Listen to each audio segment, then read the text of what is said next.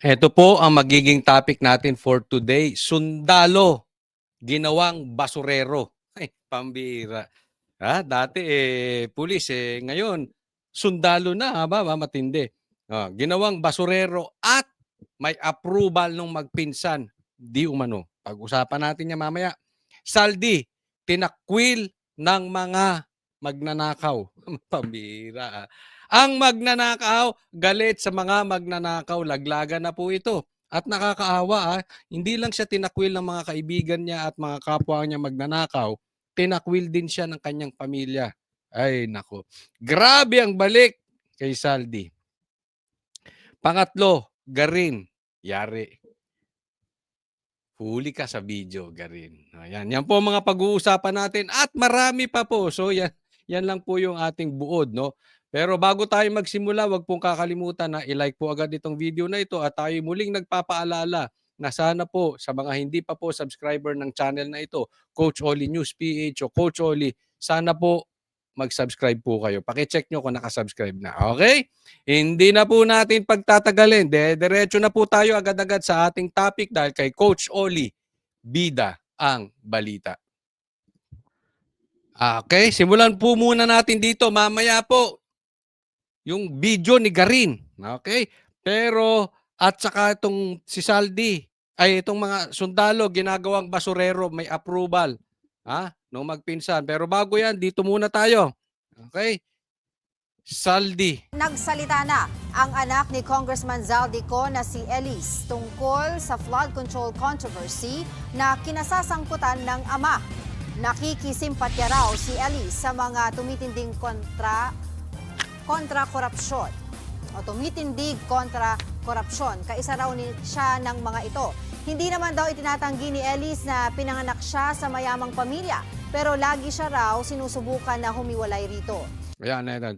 Lagi niyang sinusubukan humiwalay dito. Ito buti pa tong anak ni Saldico, no? Hindi hindi nepo baby. But anyway, grabe sakit nito, no? Sana ito ay maging silbi sa mga magnanakaw nating politiko. Not everything else in our life is about money. Hindi po lahat 'yan. I mean, tingnan mo, dapat nag-iiwan ka ng legacy sa iyong pamilya. Pangalan para sa iyong pamilya, manas para sa iyong pamilya, pangalan para sa iyong pamilya. Pero tingnan mo ang iniwan mong tatak. Grabe ang balik. Kaya kayong mga magnanakaw na politiko, mag-iingat kayo. Sabi nga, dapat natututo na po kayo sa mga pagkakamali ng iba. It's not worth it. 'Di ba? Sabi nga, makuha mo man lahat ng yaman ng buong mundo, kung maiimpyerno ka naman, useless din. 'Di ba? Hindi po 5 years ang impyerno. Hindi po 10 years ang impyerno. Forever po ang impyerno. Baka akala mo ngayon naka-private jet ka. Bukas inatake ka. Pag dumiretso ka sa impyerno, forever na yan. Wala nang balikan yan. Hindi mo kayang lagyan si Satanas. Hindi ka aahon dahil parehas kayo nasa impyerno. Kaya ito maging lesson. 'Di ba? Aanin mo yung ganung yaman, you will lose your soul. And at the same time, you will lose your family. Ang sakit nito. Ito makaka-relate ang mga tatay dito. Ang sakit nito. Di baling meron kang salbahing anak, kaya naging pariwara ang buhay, tapos ginawa mong lahat, di ba? That is beyond your control.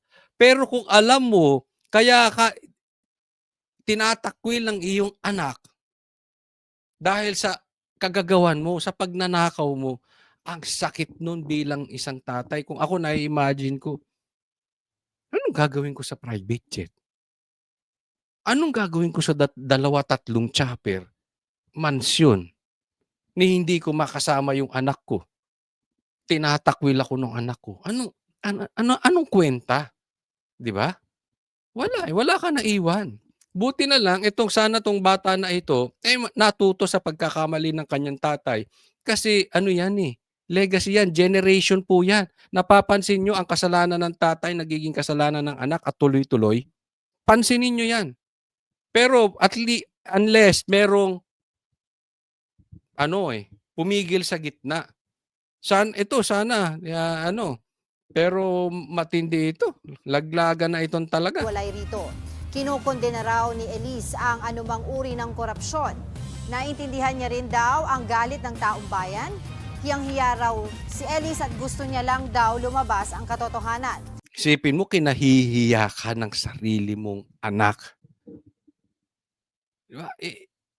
Mahirap din po yung ginagawa ng batang to, ha. Kasi siyempre mayaman ka, di ba? Pag mayaman ka, naaambunan mo sila ng kayamanan.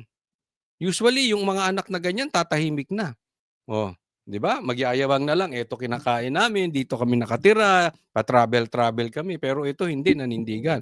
Although hindi ko kilala personally itong anak niya, pero sa mga kanyang binabanggit sa media, talaga namang mukhang nakakaunawa tong bata na to. Kaya nga may bulong-bulungan, no, sinasabi sa atin, may mga nagmemensahe na anyway, tinakwilwan siya ng anak niya, tutal marami siyang pera, o nasa Amerika siya, bibili na lang siya ng pamilya ron. Gano'n, di ba? Totoo man yan or hindi, kung ikaw talaga ay tao may konsensya, hindi mo kayang bilhin ng pamilya. Sabagay, mukhang imposible naman may konsensya 'to si Saldico. Napaka-imposible niyan. Isipin mo, hindi ka makabalik sa bansa mo dahil papatayin ka ng tao sa galit. Hindi po natin kinukonsinti, wag niyo pong gagawin 'yun, ha. Pero ang dami pong galit dito kay Saldico. Hindi lang 'yun, pati yung mga ibang kasamahan mo ring magnanakaw. Posibleng yariin ka niyan. Bakit? Magsasalita ka, no? Kaya ako, payo ko lang sa Saldico, nilaglag ka na, obviously nilaglag ka dito ni Bongbong. Inalisan ka ng proteksyon. Obviously nilaglag ka dito ni Tamby. Okay? Ayaw na rin sa'yo ng anak mo. Makabawi ka man lang sa taong bayan, sa dami mong ninakaw, idamay mo sila. Magsalita ka rin. Imposibleng wala kang alam. Sa ganyang karaming pera na nakurap mo, na ninakaw mo, imposibleng wala kang kakuntsaba. At kaya mong magturo. Ituro mo na dahil ilaglag mo sila dahil nilaglag ka rin. Ang katotohanan. Naniniwala siya na dapat managot ang mapatunayang sangkot sa mga krimeng ito, kahit ang sarili niyang ama. Hinihikayat ni Elise si Congressman Zaldico na lumutang na para managot. Kung itakwil man daw siya ng kanyang pamilya dahil sa pagsasalita, tatanggapin niya raw ito kaysa panooring nagdurusa ang milyong-milyong Pilipino dahil sa mga ginawa ng ama. Makikita natin sino sa pamilya ni Saldico ang may paninindigan kung tinakwil nga itong bata na to. Dapat ang itakwil nyo yung si Saldico kung hindi siya uuwi, no? Pero I don't think uuwi yan, Ang lakas, ang lakas ng kapangyarihan. Kitang-kita nyo sa Senate hearing, di ba? Ang lakas. Sinong hihuhuli dyan? Si Boying? Palagay mo, huhulihin ni Boying yan? Maniwala kayo. Sus! Si Torre, balik nyo! Wala, hindi kaya yan ng mga Rimulya. Malabo yan. Next po tayo. Ito naman, itong hearing kanina, bigyan natin ng komentaryo. Sundalo, ginagawang basurero. May approval yan ni Bongbong at ni Tamby. Siya si Orly Goteza, 47 anyos, dating miyembro ng Philippine Marines. Siya ay lumapit nitong Miyerkules kay Senator Rodante Marcoleta at naghayag ng kahandaang magsiwalat ng kanyang nalalaman. Sa kanyang testimonya sa Blue Ribbon Committee, December 5 noong nakaraang taon nang ma-hire siya bilang security consultant ni Ako Bicol Party List Representative Zaldico. Ang toka niya, mag-deliver ng basura. Tuwing may duty detail ako sa basura, pumupunta kami sa 28 Ladybug Corner, Dragonfly, Valle Verde 6, Pasig City. Tagabuhat lang ako ng malita ng basura. Ang ibig sabihin ng basura ay malita na may lamang pera. Ayun, yun. Pambira. Yan ang gusto kong basura. Yung maleta na puno ng pera. Totoo yung kasabihan, may pera sa basura. Ang tindi nitong mga 'to. Mali-maleta mali-maleta na pera, pambihira tig-1,000. Hindi ko pa na-try yun kahit tig-100 na. Pupunuin mo yung maleta ng pera. Grabe 'no? Parang 'pag titingnan, hindi talaga mahirap ang Pilipinas. Mayaman ang Pilipinas. Yun nga lang ninanakaw. Ang bawat malita ay may lamang humigit kumulang 48 million pesos. Isang maleta, 48 million, di pa ako nakakakita niyan. Sana makakita, oy. Saldi ko, Tambi, balato naman. Hindi, joke lang. Sa inyo na yan, ayoko ng perang galing sa nakaw. Ay, nako, pambira. Oh. Hindi ko ma-imagine ang laki ng problema ng Pilipinas. Kaya nga naman, nagiging sarswela, tawag nila dito sa hearing, sarswela. Isipin mo, lahat na ng pangalan lumalabas. Wala pa si Bongbong. Konektado to. Ang nabanggit niyang address ay bahay umano ni Congressman Ko. Bukod pa ito sa Horizon Residences sa Bonifacio Global City. Pinangalanan din ni Guteza sina John Paul Estrada at Mark Teksay na mga executive assistant umano ng kongresista na nakatoka namang tumanggap ng mga basura. May isa anyang pagkakataon na may kinuha silang mali-maletang pera mula sa Pasig. Ang isang ehemplo na nagdala ng pera ay si Congressman Eric Yap ng AXIS Party List. Nako, patay ka.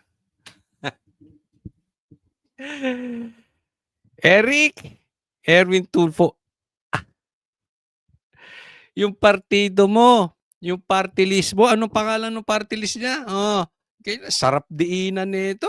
Man Eric Yap ng AXIS Party List. Oh, AXIS Party List. Eric Yap.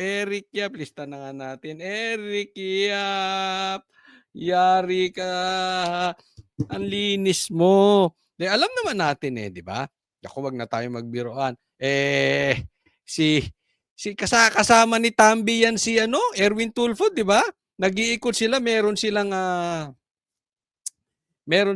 nire-raid na nag-iimbak daw ng bigas. Oh, 'di ba? Kasama yan si Tambi, naku, magkasama yan. Oh, kaya pala ang ingay-ingay nitong si Erwin, may pinoprotect. Huwag mong sabihin na hindi mo prinotektahan yan. Huwag mong sabihin hindi ka nakinabang diyan. Party list mo yan. Oh. Ngayon, kung hindi ka nakinabang dyan, i-deny mo. Magkaroon ka ng statement. Di ba? Patunayan mo, pero imposible. Hindi ako maniniwala. Kayo ba maniniwala? Naku, Erwin Tulfo. Erwin Tulfo, party list mo ba yan? Oh. At si Eric Yap, kailangan namin madinig ang iyong pagtanggi o pagsang-ayon. Patunayan mo. Dawit ka rito, pambira. Kaya pala. 46 na malita ang dala niya sa bahay ni Congressman Saldico sa Valle Verde 6. 46 na maleta. Nangangahulugan daw na isang maleta nasa 48 million. Wow! Matlupit! Ang nasabing mali-maletang basura, inilipat anya nila sa bahay ng kongresista sa BGC Taguig bago i-deliver sa ibang bahay. Dito na idinawit ni Guteza si dating Speaker Martin Romualdez bilang isa sa mga nakikinabang umano sa mga kickback mula sa maanumalyang flood control projects. Bago ibaba ang nasabing basura, ito ay bawas na. Halimbawa, nag-akyat kami ng 46 na malita. Ibababa lamang namin ay 35 malita para i-deliver sa bahay ni House Speaker Martin Romualdez sa 42 McKinley Street, Taguig. Ang labing isang malita ay naiwan sa taas ng 56th floor sa Horizon Residence. Naku, karamihan pala napupunta sa'yo, Tambi. Kaya pinagpilitan nyo. Ito nabubuo na kwento.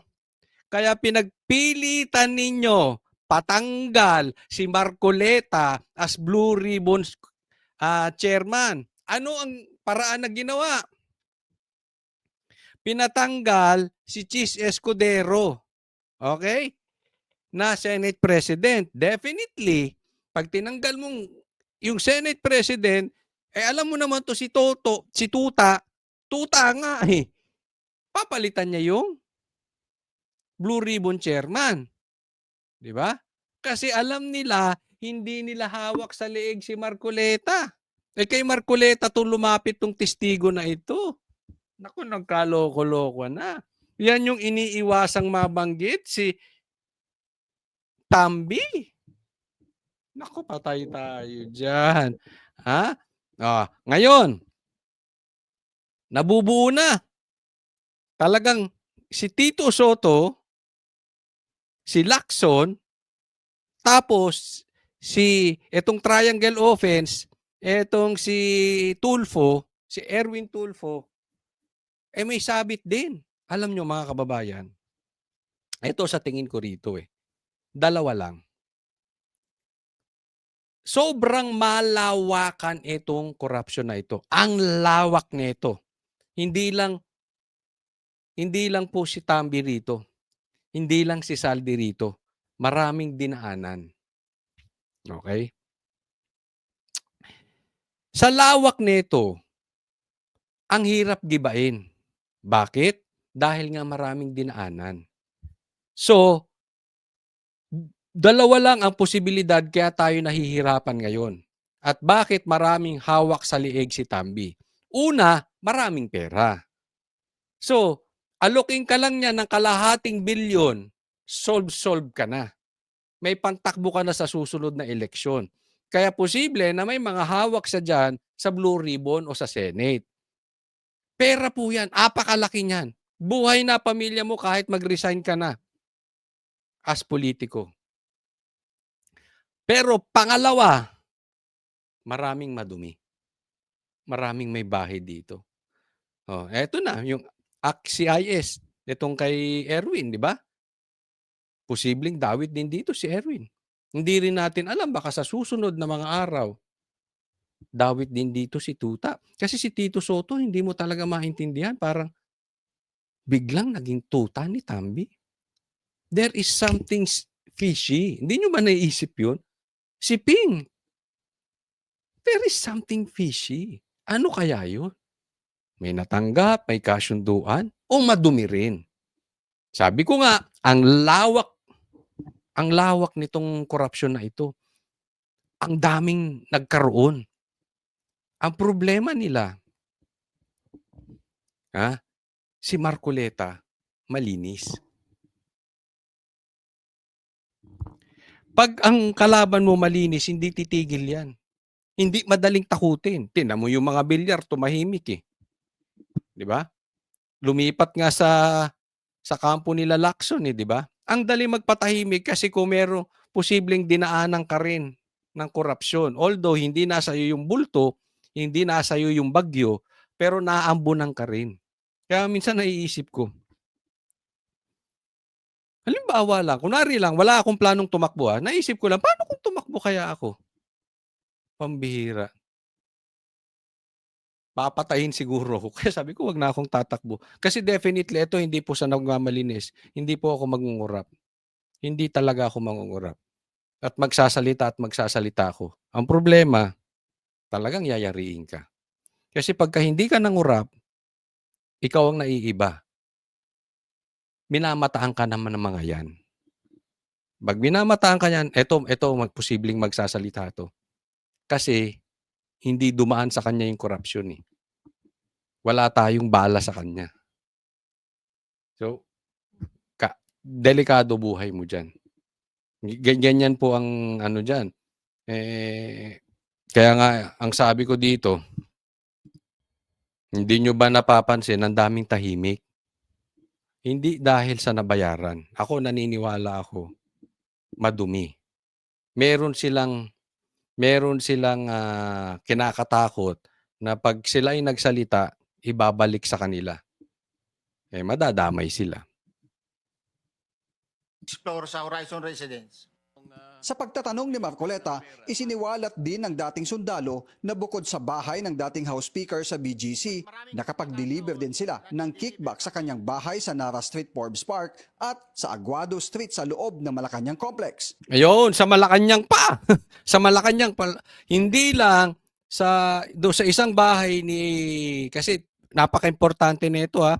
Hindi lang doon, mamaya i-discuss ko kung bakit, i-connect natin. Hindi lang doon sa isang bahay nag-deliver diyan sa McKinley. Yan sa McKinley, diyan yan yung dulo ng BGC eh. Oh, yung McKinley, hindi lang diyan naka-deliver, nakapag-deliver din sa Forbes Park at doon sa isa pang bahay. So maraming pinag-deliveran itong sundalo na ito, itong marine na to. Oh. I-connect natin yan mamaya. Pero hindi na raw niya matukoy kung sino ang tumatanggap para kay Romualdez dahil ang mga staff na raw ni Congressman Ko ang nakikipag-usap at tanging seguridad ang kanyang trabaho. Nabanggit naman ang pangalan ng isang Michael Yang na dating may-ari ng bahay sa Nara Street sa Forbes Park kung saan sila nakapag-deliver ng kickback para kay Romualdez. Umabot niya sa 3 beses kada linggo kung mag-deliver sila sa Forbes Park. Humigit kumulang 70 mga sundalo at pulis nila niya ang security detail ni Saldico. Pambihir. Nakakalula. Ay, pengi naman ng security, pabalato. Marami kaming basura dito pero hindi yung basura ng pera. Basura talaga. Total, ginagawa nyo lang naman ding basurero yung mga yan eh. Naku, pambihira. Private army yan, bawal yan. Ano ba to si Saldico? Presidente ng Amerika? Palagay ko meron bang, sa mga taga-US dito, paki-comment to. Kayo ba dyan sa Amerika, sa tingin ninyo mayroong 90 na Marines na sundalong security si Trump? Kasi ito si Saldico, isipin mo, congressman lang. Party list pa. May 90 na security. Sundalo, pulis, pambihira. At 3 beses, ilang beses? Sa isang linggo mag-deliver, 3.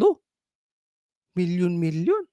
Habang nanlulunod kayo, si Crocky nag-aantay.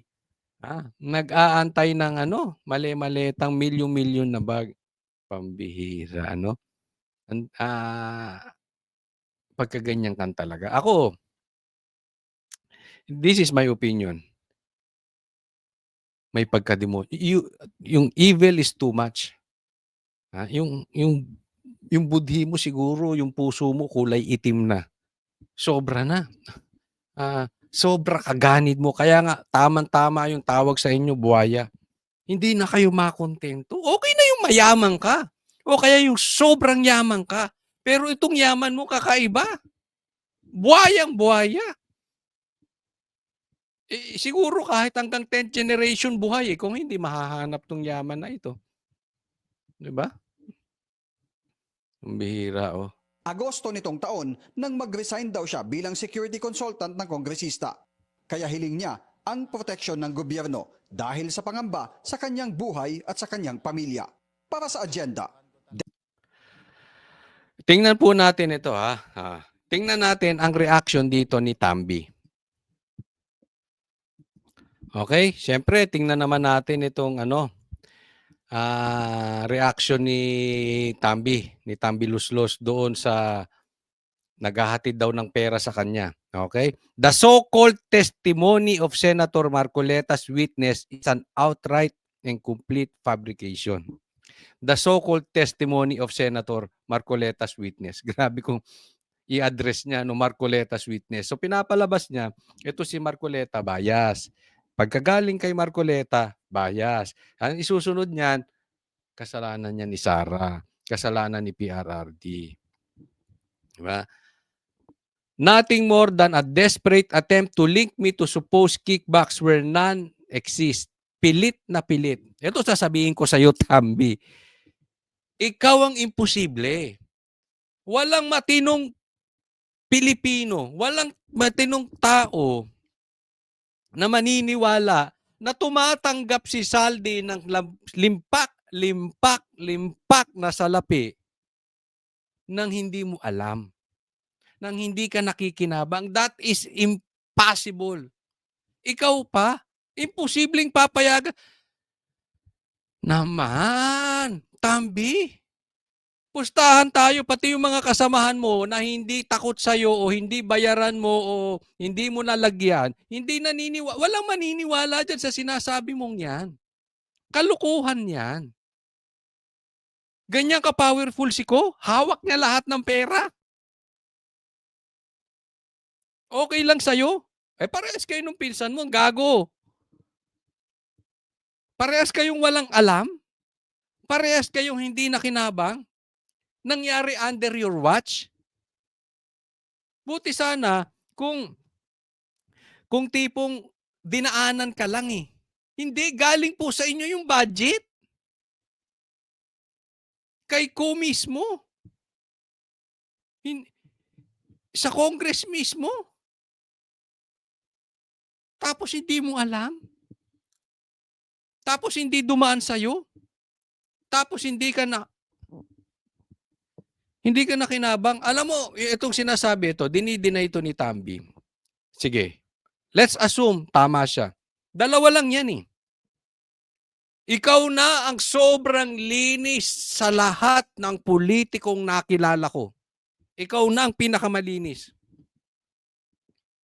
Or, ikaw na ang pinakamaduming politikong nakilala ko. Even worse than Bongbong Marcos. Grabe yung corruption. Hindi mo alam. Hindi ka nakinabang. Yung party list mo, ganun. Ikaw ang speaker. Ang linis mo, Teng. Ang linis mo. So kung totoo yun, napakalinis mo sobra. Kaya kayo tatanungin ko, anong malamang-lamang? Siya ang pinakamalinis na politiko sa balat ng lupa sa history ng Pilipinas. O ito, pinakademonyong, pinakamaduming politiko. Yun lang yun, hindi po pwedeng gitna. Pinakagrabing Congress to, pinakamaraming nakurap tong Congress na ito. So either ikaw pinakamalinis o pinakamadumi. Niloloko mo yung taong bayan. Ako ewan ko sa inyo kung maniwala kayo dito. Ako may tanong. Pero para sa akin, ikaw ang pinakamadumi. Imposibleng wala kang alam. Opinion ko yan. Ang tanong ko, anong opinion nyo, Dilaw? Hindi ba kayo magsasalita? Ikaw, Richard, kayong mga vloggers, malinis pa rin to? Sa tingin nyo, malinis pa rin yan si Tambi? Kayong mga komunista na pinagtatanggol nyo, sinasabi nyo, pinagtatanggol nyo ang taong bayan, kayong mga NPA, tingin nyo malinis to? O kasamahan nyo rin tong komunista at NPA? Hindi ko pinagbibintangan, nagtatanong lang. Magkaharap-harap na tayo. Magkaderechahan na tayo. Kayong pink. Kayong dilaw. Malinis? Sa tingin nyo malinis to si Tahimik kayong lahat? Hindi nyo mabanggit. Nagrally-rally pa kayo ni hindi nyo mabanggit si Bongbong, hindi nyo mabanggit si Tambi. Ano kayo? Duwag? Bakla? O ipokrito? Yun lang yun. Ipokrito kayo or tanga. Kasi kung sa tingin ninyo malinis to, tanga ka talaga. Or alam nyo madumi, kaya lang hindi nyo makanti kasi meron din kayo.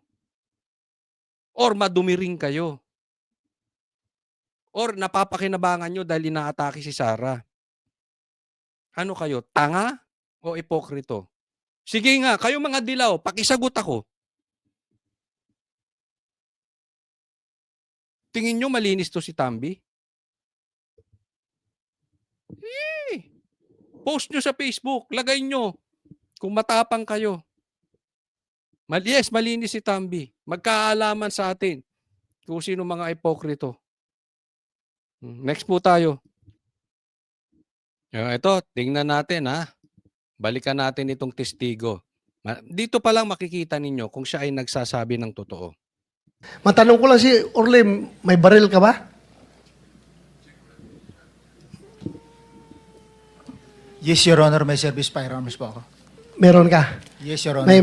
May permit to carry yan. Yes, Your Honor. Very good. So you can defend yourself pag merong interesado sa buhay mo. Yes, Your Honor, at hindi ko na kailangan yung witness protection, Your Honor. Kaya ko sarili ko. Oh, yan ang Marines. Yan. Yan ang malupit, no? Hindi kailangan, hindi birong banggain si Tambi, ha? Hindi birong banggain. Tingnan mo naman yung milyong-milyong pera na yon. Pag ikaw ay nangangailangan at may baril ka, bigyan mo lang ng 3 bulto yun eh. Baka birahin itong testigo nila. 'Di ba? Itong Marine na ito. Pero hindi na daw niya kailangan. Kaya niya daw yung sarili niya. Yan ang Marines. Paano yung meron kami ritong motion sana na koberan ka ng protective custody ng Senate. Baka makatulong sa'yo. Okay lang ba o ayaw mo rin yun? Ayaw ko rin, Your Honor, at ayaw ko nang maka-istorbo pa ng iba, Your Honor. Marines. Talagang Marines. kaya mong proteksyonan na Ayun, no? Alam mo dito, ako nakikita ko hindi lang ito basta matapang dahil Marine siya. Ito ay posibleng talagang nagsasabi ng totoo eh. Alam niya kung sino ang yayari sa kanya. Ibig sabihin, kabisado niya ang galaw ni Tambi, posibleng kabisado niya rin ang galaw ni Saldi. So kaya matapang to, bukod sa pagiging Marine, nagsasabi ng totoo, tsaka kabisado niya kung ang galaw ng kalaban, kung sino ang yayari. Kaya nga hindi niya na kailangan eh. So lalo tuloy tumaas yung credibility. Hindi ibig sabihin kailangan niyang ng protection. Hindi ibig sabihin sinungaling na siya. Pero ito ay itinaas niya yung level nung kanyang pagiging truthful. Yung totoo yung kanyang sinasabi. Handa siyang handa na siyang dahil sa training nila. Pag ganyan, handa ka na talagang isugal yung buhay mo. sa sarili mo. Yes, Your Honor. At may mga tropa naman ako na kayang dumipisa sa akin, Your Honor. Alam mo, Mr. Siguro baka nakalista na, naibigay na sa pamilya o kung kanino, kung sino-sino or may video na hawak ito na posibleng pag siya ay niyari, ilalabas. Kaya matapang. Posibleng na-contact niya na. Medyo kakaiba yung confidence nitong mama na ito. Bukod sa nagsasabi ng totoo, ako'y naniniwalang may hawak na video ito. Kaya ganyang katapang. Kasi kung hawak mo yung video, sige, yariin ninyo ko. Ha? Ngayon, ang sinabi ko lang ay testimony. Pero pag nilabas ko itong at nayari ako, nakakalat tong video na ito, lalabas to. Malilintikan talaga kayo. Meron to. Merong hawak to. Chair, Yes. yung branch of service ko talaga noon, hindi pa ako nakabunot ng Philippine Constabulary. Philippine Marines ako. Ganyan po katapang yung mga Marines.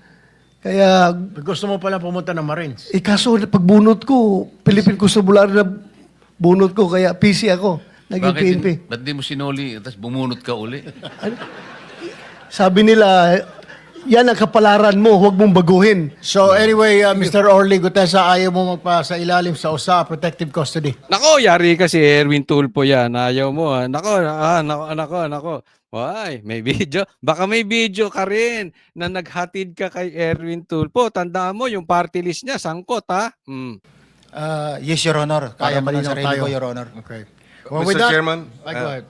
with siguro, kung magbagong isip mo, Huwag ka nang umepal ka pa eh. Para lang magmukha kang concern. Sabihin mo, malinis ba si Tambi o hindi? Ikaw at ang tropa mong dilaw, kaya nyo bang sabihin? Kaya nyo bang ilaglag si Tambi? O para sa inyong mga dilaw, you people, including you, Kiko, bago ka umepal, sa tingin ninyo, malinis si Tambi? Mananatili ba kayong tahimik? Yan ang hamon sa inyo mga dilawan. You, all of you, you people. Please let us know right away.